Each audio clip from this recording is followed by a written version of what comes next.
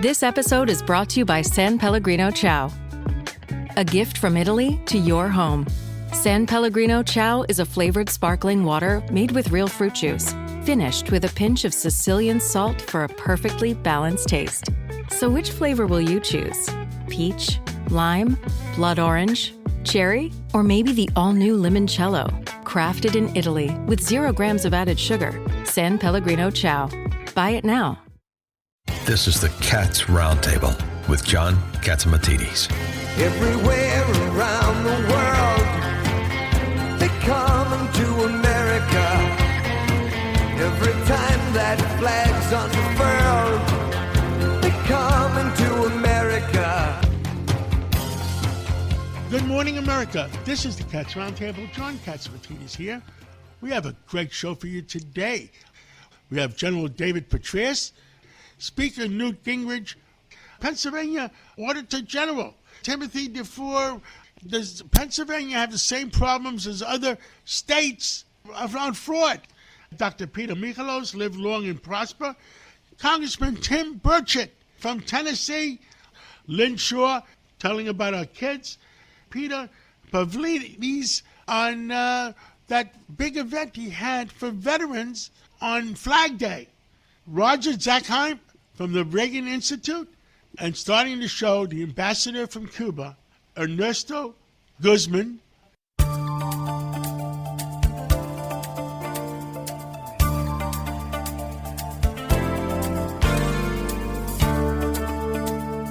We have the ambassador and permanent representative of Cuba.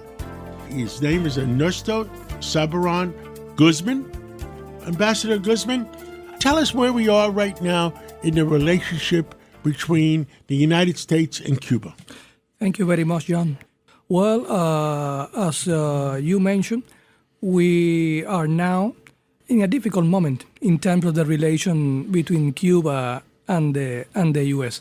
And this is not a new scenario, but I think that the most important thing is that the Cuban government and the Cuban people have been consistently saying that we want a different kind of relation with the U.S. government and with the U.S. People. We have very good relation with our people, but everybody knows that we have difference between our government.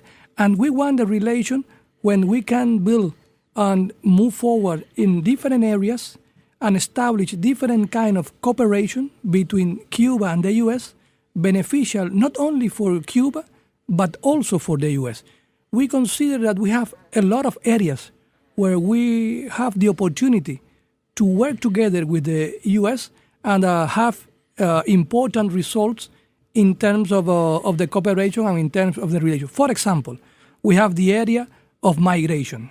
We have signed 3 different agreements with the U.S. government in terms of migration. So we have been working together with the U.S. government in terms to guarantee a regular and a safe flow of migrants from Cuba to the U.S.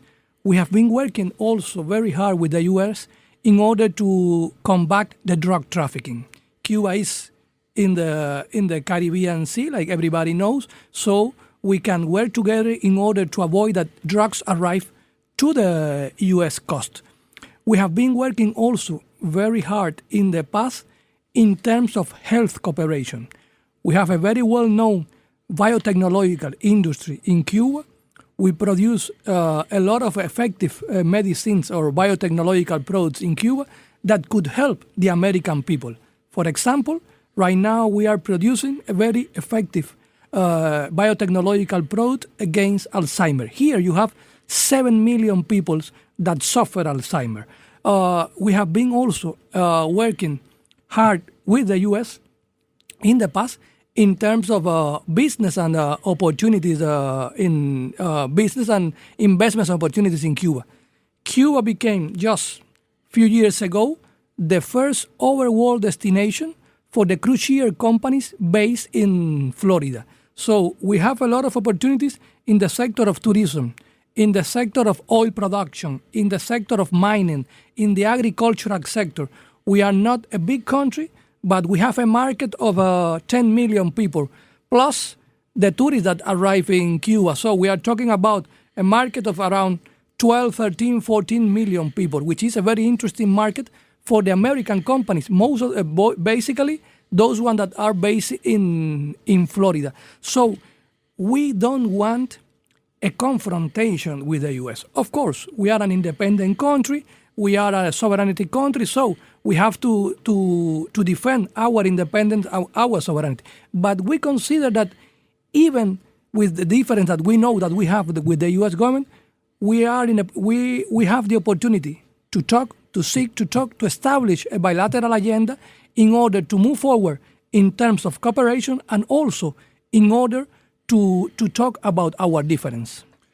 What do you feel the differences are in what's been in the newspapers?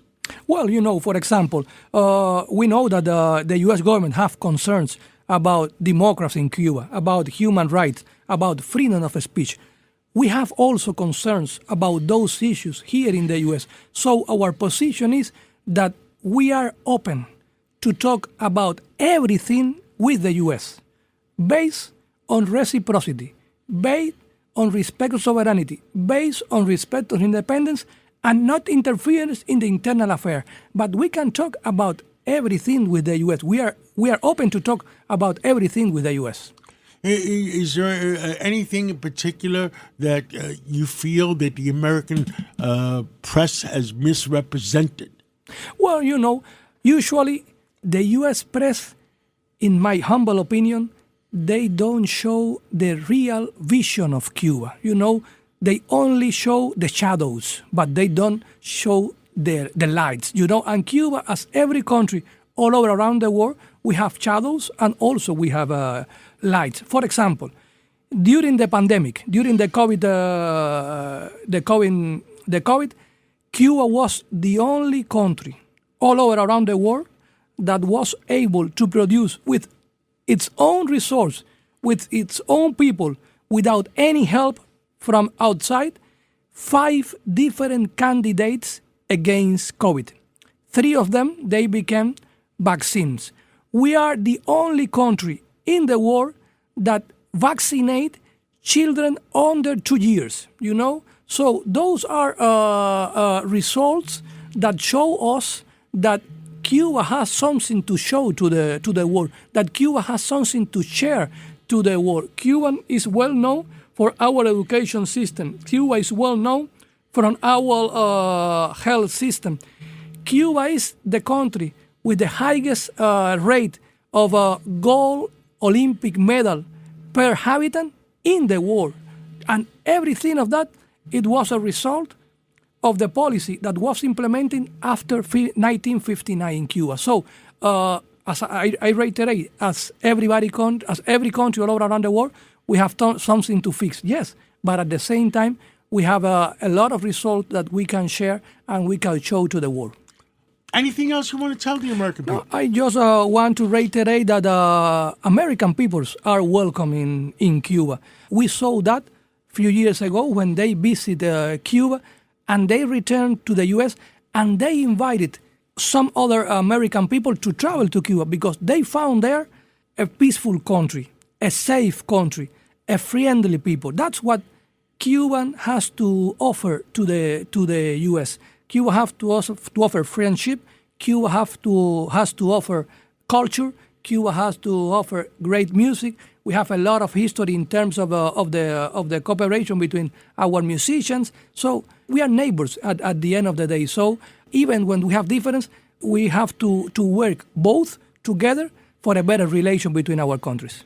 Ambassador Guzman, thank you for stopping by, and I hope we could work together in the near future. Thank you very much. Thank you very much for the invitation and for the opportunity. The Cats Roundtable.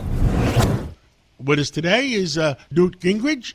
Mr. Speaker, tell us what you think is going on in Iran. It seems like we're going up and down the roller coaster. John, I think you're exactly right. I think that depending on which faction seems stronger that day, there's apparently a group who really want to negotiate. And as you know, my wife Callista is the ambassador to Switzerland, so we've watched the negotiations that are taking place here. You get this sense that there's one group that are religious fanatics who do not want negotiate at all. And then there's a group of more practical people who have basically said, look, the Americans have caused so much damage to our economy and so much damage to our military. We ought to try to find a way to be able to work with them rather than have them bomb us some more. And I think it's your example of the roller coaster is a good one. Some days we're up and things are starting to work, and then it goes down and things aren't starting to work, and then the next day it goes back up. But it looks like inch by inch it's getting a little bit better. And I think, candidly, the president has pivoted. His number one concern is getting the price of gasoline down, because he knows that the election this fall, if gasoline is well below $4, the Republicans probably going to win. If gasoline's above $4, Republicans are going to have a very hard time winning. So he's shifted gears. And if I were the Iranians, I would think to myself, the right time to cut a deal is now.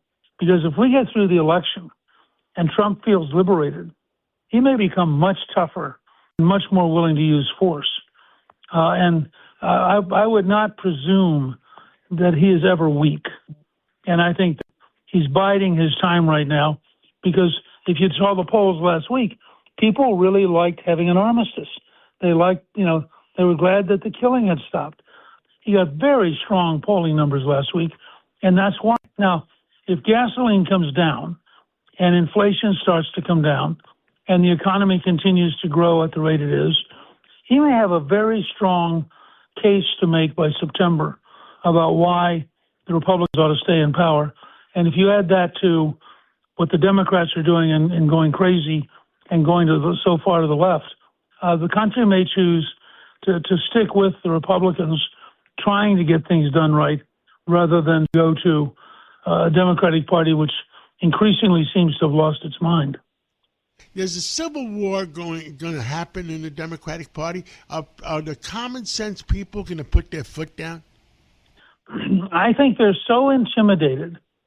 And if you just watch the body language of AOC or Mondami or these new candidates who won the other night, they are so aggressive and they are so confident that they're right that it's very difficult to see how you're going to have a good conversation with them.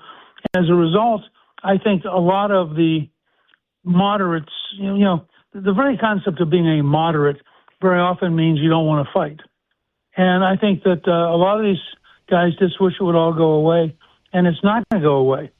Every month that goes on, they're going to recruit more young people. The damage that the education system has done to this country, the degree to which it's taught people things that are totally false and dishonest, is now all coming home to roost. And we're going to pay a significant price for having tolerated a propaganda machine that was pretending to be an education system. And we talked about it this week, that America is under attack in so many ways. I hope we're smart enough to be able to tackle these. Well, I have great belief in the ultimate good sense. Joseph Paterno was a Democratic consultant who wrote a terrific book called The Election Game and How to Win It. And his starting quote is, never underestimate the intelligence of the American people, nor overestimate the amount of information they have. And I've always thought that that's sort of been my motto for 40 years, that if I can give you the facts and get you to look at the facts, you will, in fact, most of the time come to the right judgment. And I think we're in one of those great moments when what we're going to have in the next few years is an enormous debate about the nature of reality, about what works and what doesn't. And I think that we should feel confident that in the end, common sense will defeat fantasies and facts will defeat people who are just emotional and have nothing to go for them. Newt Gingrich, thank you for your wisdom. Thank you for speaking out. Thank you so much. Take care. You are listening to the Cats Roundtable. We'll be right back. Welcome back to the Cats Roundtable.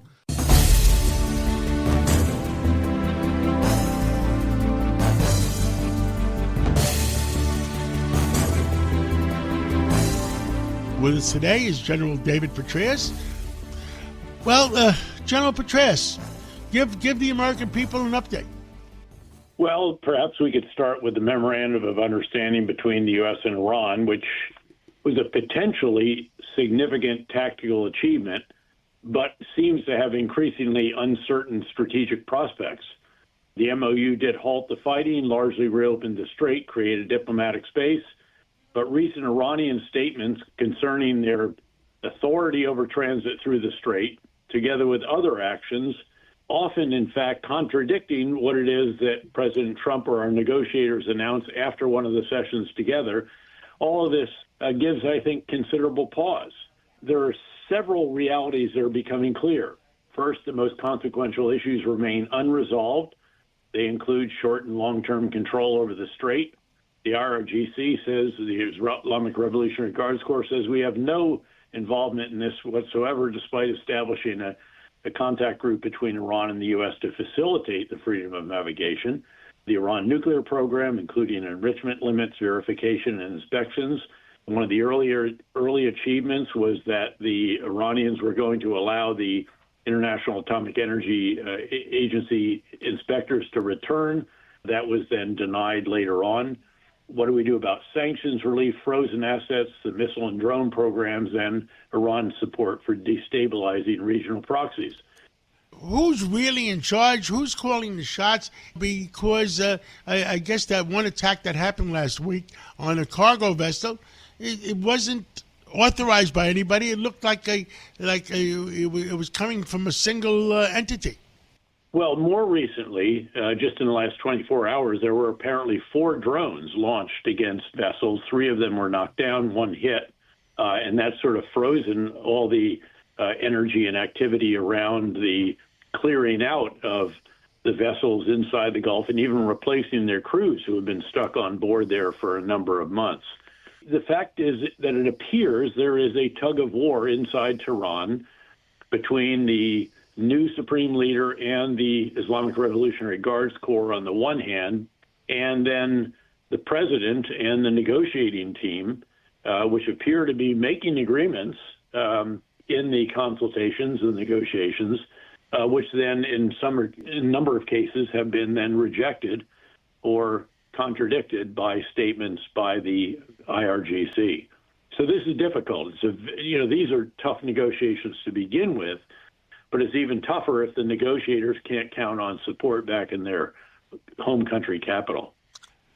So, how many people have to agree? Is it the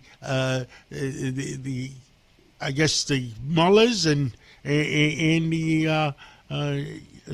army and the Iranian Guard? Well, it's the Islamic Revolutionary Guards. That is, of course, the regime protection force. It has its own Army, Navy, Air Force, in addition to the normal Army, Navy, Air Force, the Artesh. They appear to be the leader of the IRGC, and the new supreme leader, who has always been close to the IRGC, appear to be having linked arms. And then, again, the president and the negotiators and Speaker of the Parliament seem to be a bit more on the moderate side, noting that they're all hard lines, so this is all relatively speaking.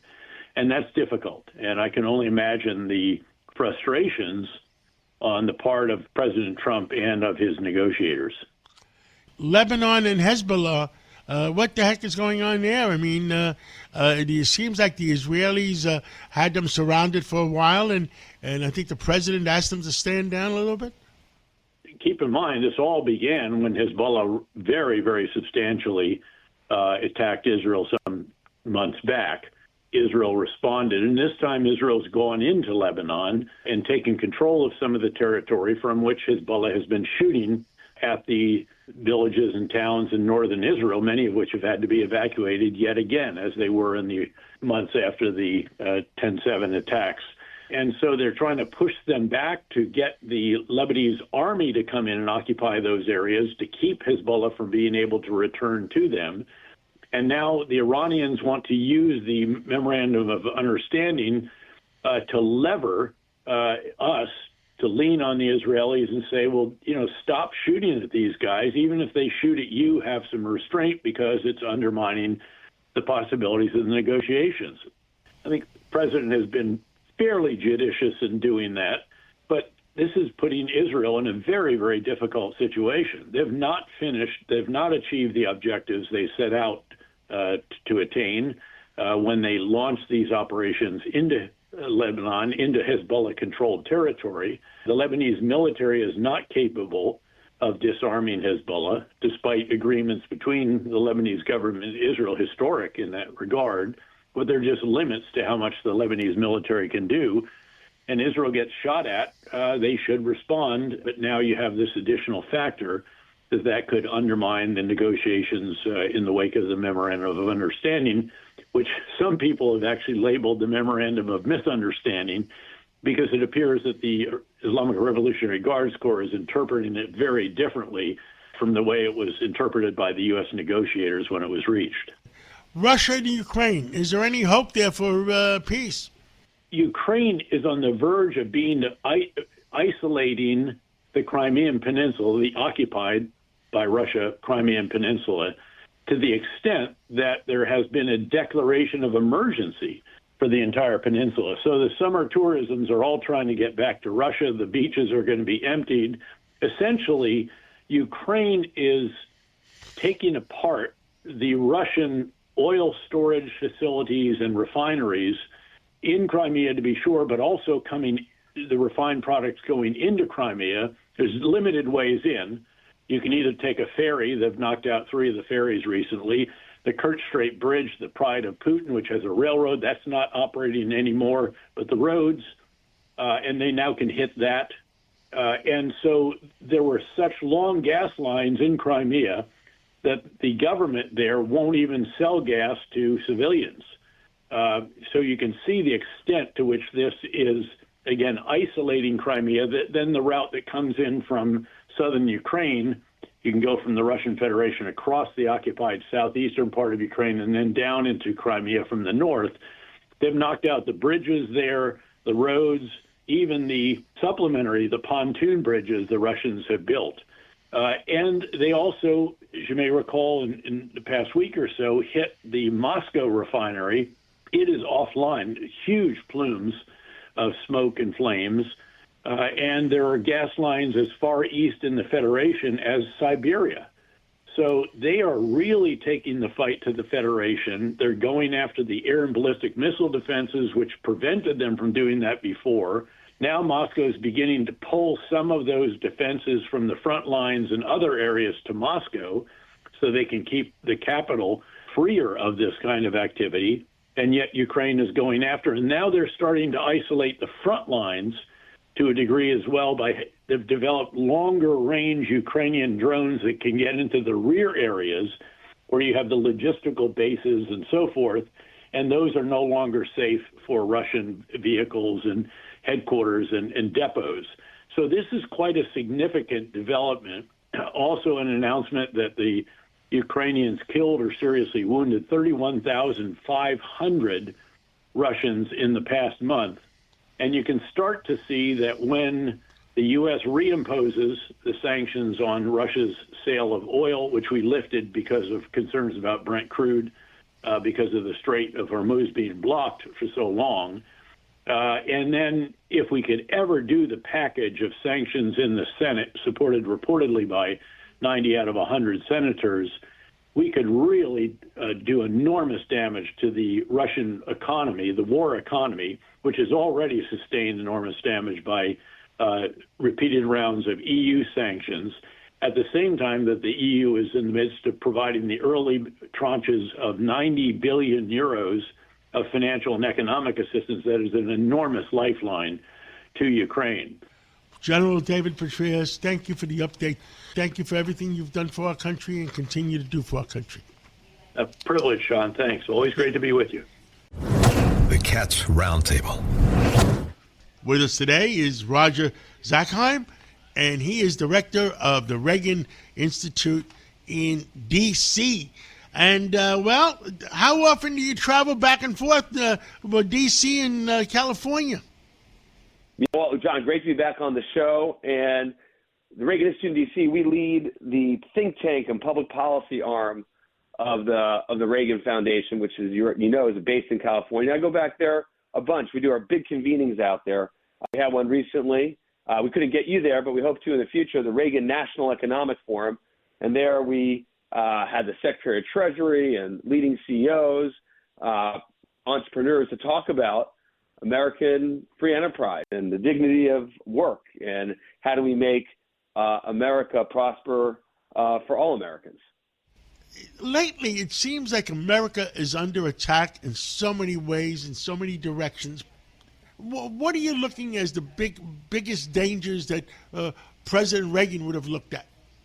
He faced these challenges when he was in office. Actually, prior to coming into office as president, he served as governor during the 60s, where he faced a spate of young people who were anti-war and were promoting this socialist outlook, some of which we're seeing play out again. In this respect, history is rhyming a little bit. Of course, we've seen this convergence in New York City with socialism, Marxism, and Islamism, and that's unique and different than what we've seen in this country before. I do think Reagan always had a dose of optimism, even when we were facing these challenges to our democratic republic, and I think it's important, John, we keep that in mind as we are on the cusp of celebrating our 250th birthday, and that is pride in the wisdom of the American people, that America is built on this foundation of human dignity, individual liberty. That is what the Declaration of Independence said is a God-given right to every individual. And it's why Marxism will not succeed in this country, despite what's happened in some of these primaries in New York City. And I think it took too long for the Democratic Party to wake up to this. In my view, this is now a feature, that Democratic Socialists are a feature of the Democratic Party. It's not a bug, and it needs to be combated. Reagan said all the time, government is not the solution. Government is the problem. And we created this republic to take care of core needs, but generally the purpose of it is the general welfare is because let people live freely. Do you see the American people nationally? They're realizing what is happening? The American people overall stand for the values of our Declaration of Independence. They want that life, liberty, and the pursuit of happiness that's promised, and they want to build a more perfect union. We see that in the polling. They know who our friends are. They know who our adversaries are. There is a clear-eyed view, for example, that China and Iran and Russia are our enemies. They understand that to the tune of 80%. We see this time and time again. I'm referencing numbers for a survey we did recently ahead of our Reagan National Economic Forum in late May. So just, fresh numbers, no more than a month ago. There are pockets in this country that get outsized attention, although worthy of concern, where the DSA is exploiting. And we have a generation of young people that went to elite institutions where they were taught that our democratic republic is built on corruption, is built on exploitation, is built by people who oppress. And all of a sudden we're shocked right now that those people who went to institutions that were taught that are now going to be taking elected office after they were rallying in favor of Hamas on October 8th. Now they'll be rallying in the U.S. House of Representatives. So, it's pockets of the country. I think the country is making up to it. But, John, I have full confidence that overall in our country, this point of view is marginal and it's going to be rejected. Well, I pray for it because, and I don't want to lose our own country. The first step is for the Democratic Party to recognize that this is something that is structural, that it can't be wished away or swept under the rug. You have a Democrat like Senator Fetterman from Pennsylvania, who seems to me quite clear-eyed about it. This is a point of view that is seeking to give government and the state all the means of production, and we know what that is. This Marxist outlook just leads to servitude, the serfdom of the state. This is what Hayek spoke about This is what Reagan internalized. We need to be on the side of freedom. Freedom, economic freedom, political freedom, religious freedom. And unfortunately, the forces that are operating in these corridors in New York City want to tell young people that they should trade their freedom for government services and benefits that somehow will make their life better. And we know what happens in this situation. What it does, it just makes people slaves to the state and actually is a corruptive force in people's lives. Roger Zakheim, thank you so much for everything you do, and we'll catch up with you again real soon. Great to be with you. You are listening to the Cats Roundtable. We'll be right back. This episode is brought to you by Accenture. When your advertising operations fall out of sync, everything else follows. Spotify and Accenture are working together to reinvent the rhythm of ad sales, using automation, analytics, and smarter workflows to simplify campaign delivery and access better data across the business. The result? Less time spent on operations, more time connecting brands with the moments and fandoms that matter most. Learn more at accenture.com/Spotify. Welcome back to the Cats Roundtable. If you ever miss a segment or want to hear it again, go to WABCRadio.com, go to podcasts, go to minicast, and play back your favorite segment.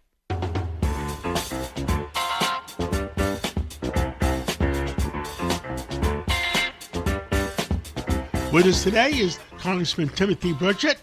He is from Knoxville, Tennessee. And Congressman Burchett, we had a big adventure in New York today, in this week, and it looks like we're getting 3 socialist congressmen.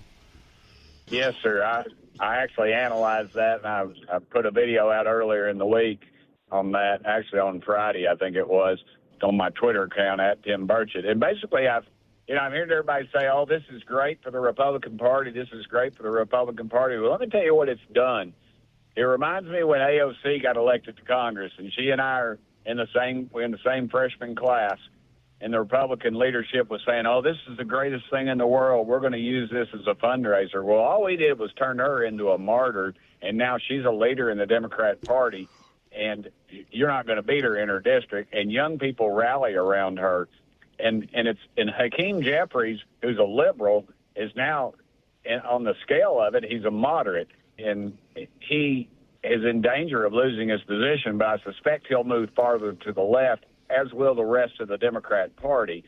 This isn't John F. Kennedy's Democrat Party. It's not Bill Clinton's. Heck, it's not even Hillary Clinton's Democrat Party. It's moving so far to the left now, but that's going to be the base, because that's what you're getting out of these colleges and universities is this far left attitude and agenda. And you're going to see more and more of that, because as Margaret Thatcher said, it's going to work for a little while until you run out of people to take money from, which to actually steal money. Taxation, in my opinion, is mostly theft.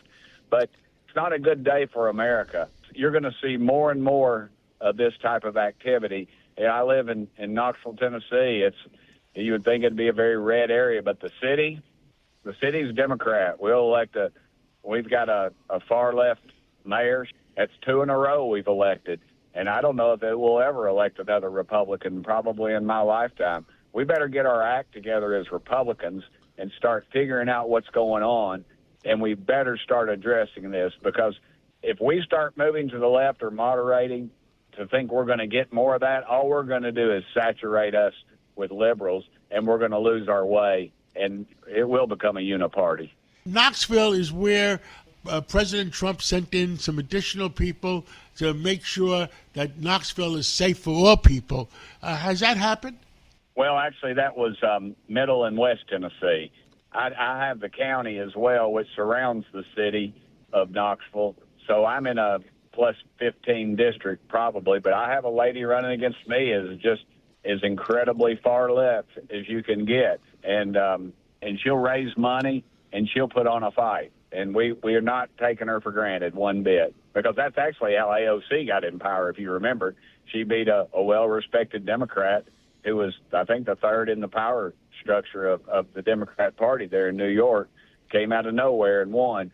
So I don't want to be another one of those. Everybody should be careful. It happened to our friend in Virginia that time. What was it, Eric Cantor? Yes, sir. Eric Cantor, he got beat. He was in line to become the next speaker.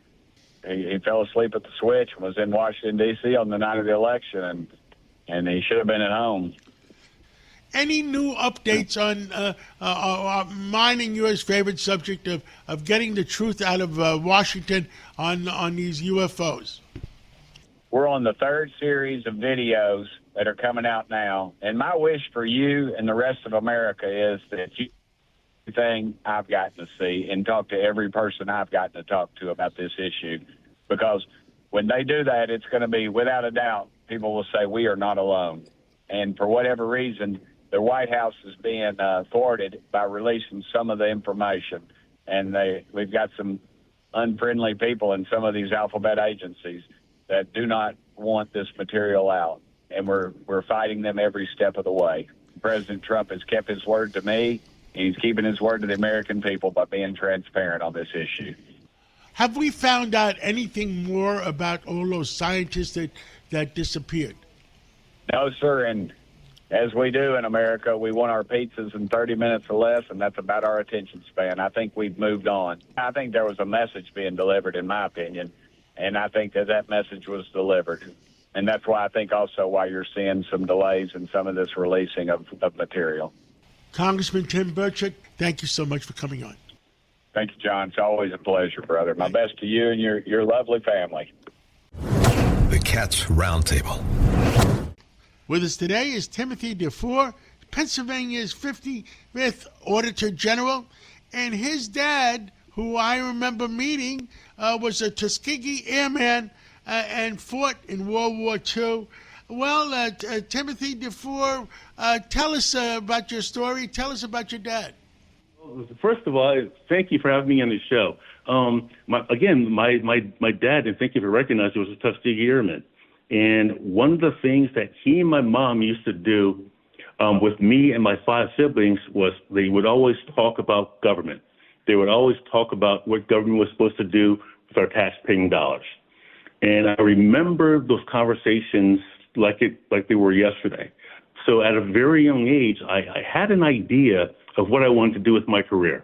And that was to go after people who stole from the government, but also to make sure that government did right by the people by doing right with their tax dollars. So at a very young age, I knew what I wanted to do. Now, I'm not going to sit here and say that, at that age, I went to my mom and dad and said, Mom and Dad, I want to be an auditor when I grow up. I mean, no kid does that. But I knew that I wanted to be in positions where I looked after their tax dollars. And fortunately for me, I've done that my entire career on the auditing side, but also as a law enforcement officer. So I've been blessed for quite some time. And I enjoy doing what I do. And I'm blessed to be not only the Auditor General, but the first African-American in the history of Pennsylvania to be elected to a statewide position.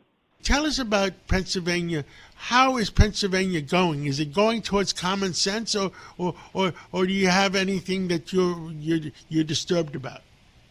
Well, I said that depends on who you talk to. So with me, one of the things that I focused on is that making sure that the laws here in Pennsylvania are followed, and to make sure that government does not violate the people's trust by spending their tax dollars in the way that's not supposed to be spent. That's why I'm considered Pennsylvania's fiscal watchdog. I'm the one looking after the money after it goes out to certain areas and make sure that it's spent properly. So if there's anything funny going on, trust me, we have a great staff here, and we're going to find that out. One of the things that a lot of people don't know about us is that during my first term, we produced over 14,000 audits. And we produce about 3,800 audits a year. So we definitely look at what's happening with the taxpayer dollars, and we make sure that there isn't anything funny going on.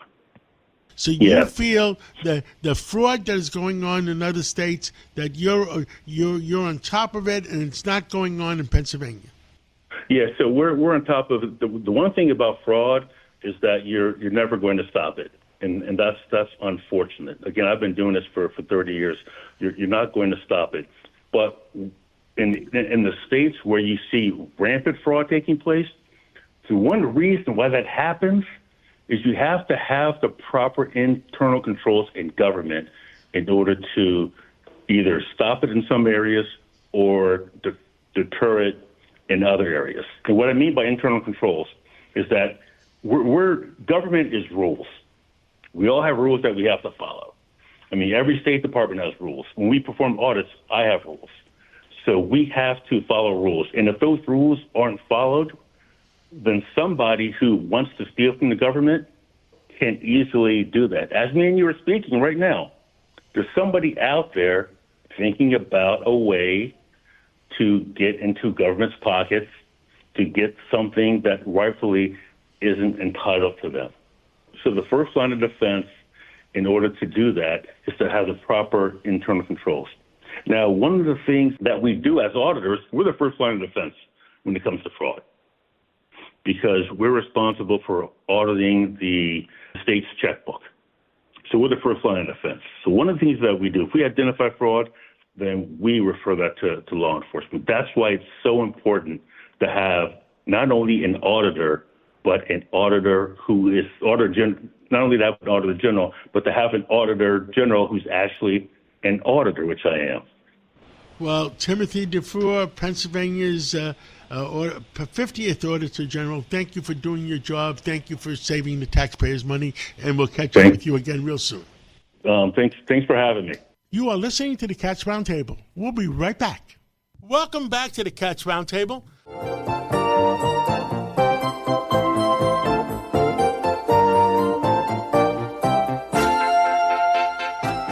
Well, we have Dr. Peter Michalos with us, and Dr. Peter, give us some thoughts today.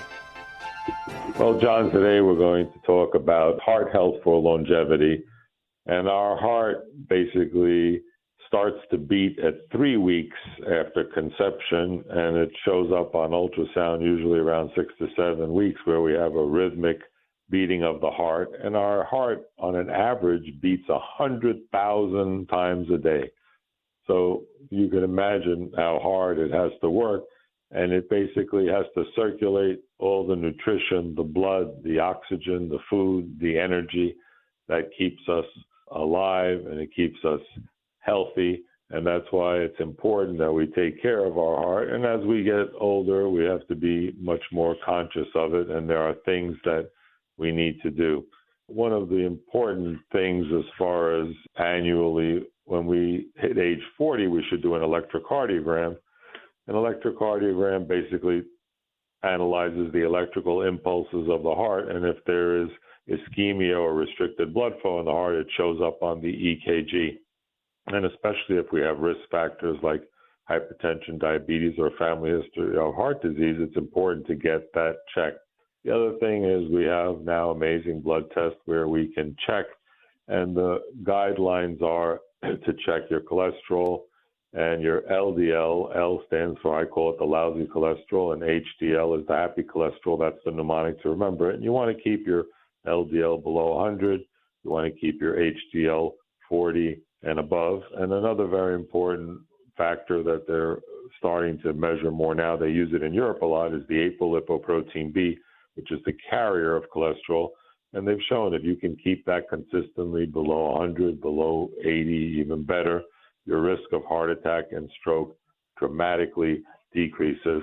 And what can we do to protect our heart? And of course, it all starts with the fuel we put in and eating a heart-healthy diet, as you and I always talk about, focusing on fresh fruits, vegetables, whole grains, beans, lentils, nuts, seeds, fatty fish like salmon, and also things like sardines or wild-caught sardines are excellent, lean proteins, and also limiting your processed food. If it comes in a bag or a box, you got to be careful because a lot of excess sodium is added sugars, and things like trans fats. And we want to avoid the seed oils because they're not heart healthy. We want to focus on the olive oil, the avocado oil, So and even some coconut bottom oil. line is you have to watch what you're eating. Otherwise, you're going to create a problem for your body. And all you are is is our creator. We created a chemical machine, and you got to keep the machine going. And it has to be all the right fuel that goes into the machine.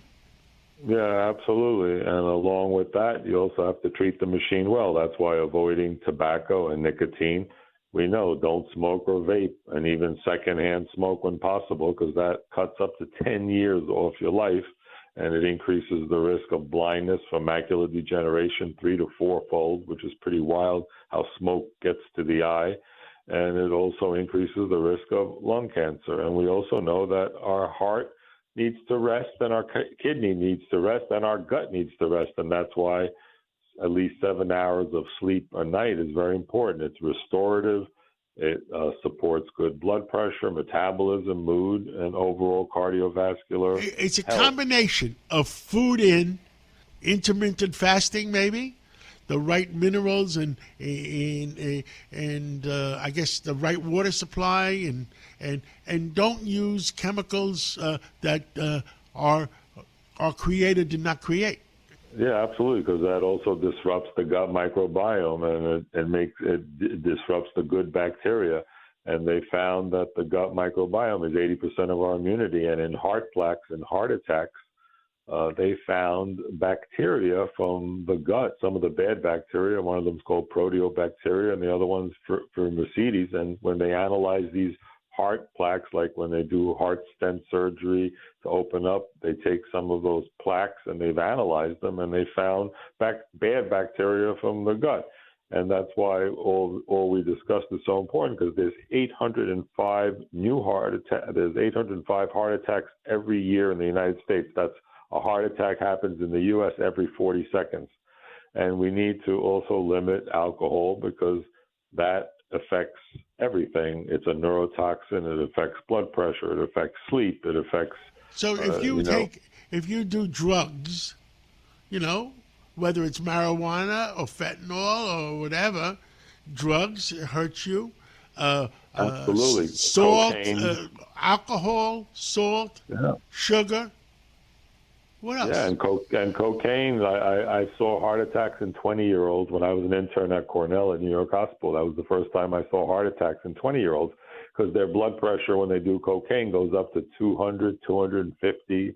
I was like shocked to see that. Their heart rate's going 150 times a minute, and the heart can't take going that fast for so long. And you see young people getting heart attacks. And of course, managing chronic stress is very important. And that comes under the point of reducing stress, and the time where you go to a synagogue or a church or a mosque or whatever you go into, time to unwind. Isn't that correct? Yeah, absolutely. And you interact with like-minded people, and a lot of times communities like churches like the one we're part of, we're always trying to do community outreach, help the community. So spreading the good always helps with everything. And we have an entire chapter in our new book, The Death of Aging, on heart health and the importance of heart health to maintain a good, long life, so we can both celebrate our 100th birthday one day. Thank you so much, Dr. Peter Michalos, and I'll meet you at 100.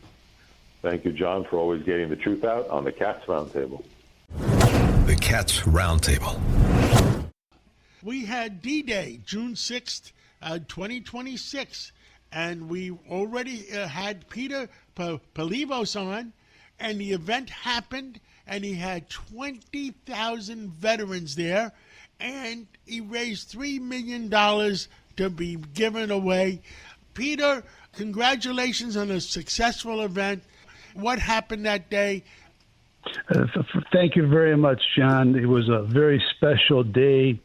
We honored our World War II heroes that day for their service, because the event was on June 6, 2026, the 82nd anniversary of D-Day. We were honored to have 20,000 guests. We distributed $3 million in gifts and services for free to our veteran and military families. We had a fantastic concert by Big and Rich that performed for us. The event was attended by 10 U.S. generals, including 4-star General Andrew Puppas, head of the U.S. Army.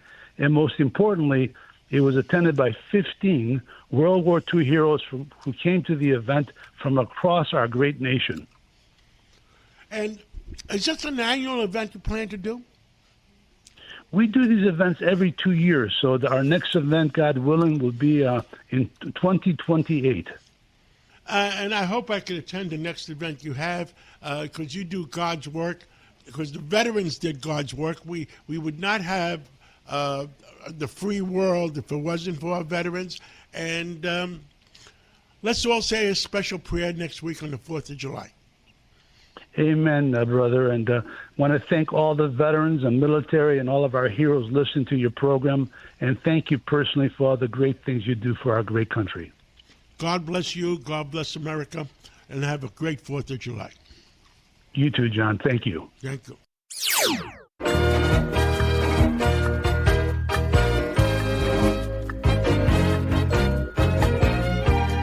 With us this morning is Lynn Short, Lynn's Warriors, protecting our kids.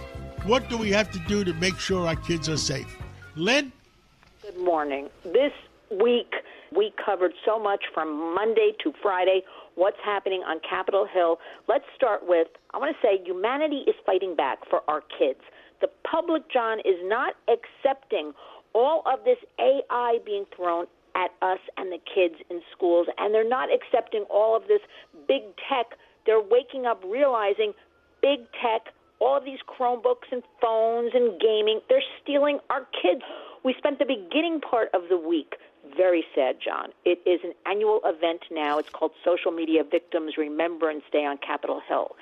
And the Upper Senate Park, which sits right, among the 4 big buildings right there on Capitol Hill, filled with these posters of dead children with their names on it, forever 12, forever 14, whatever their age was when they died.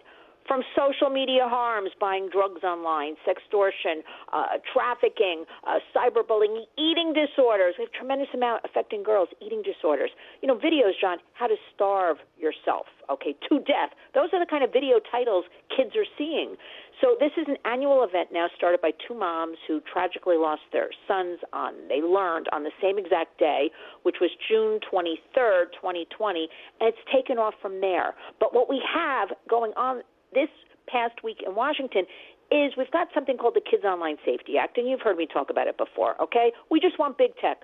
3 little words, duty of care. Take reasonable when you put out your product. Be reasonable about, mitigating harms and spreading harms. That's it. Congress, again, bipartisan, all of this work, they came back with, we're going to lump this Kids Online Safety Act into a whole package of 18 different bills. We're going to take out those 3 little words, duty of care, and all HELL broke loose, okay? So we've been negotiating with many other groups, everybody in the government. This is unacceptable because right now, John, big tech is a runaway train. They've got all the money. They've got all the power. They are bossing everybody around in Washington. They are filling Capitol Hill with dollars, with foot soldiers. They're in the ears of not only our legislators, but the staff. But everybody's wise to them. So we have been publicly calling out, and these brave parents that came past in the last week, with their children are dead, John, and they're using their stories and their courage. They don't want this to happen to other families and kids. So right now in Washington, a lot of negotiating going on, a lot of back and forth happening.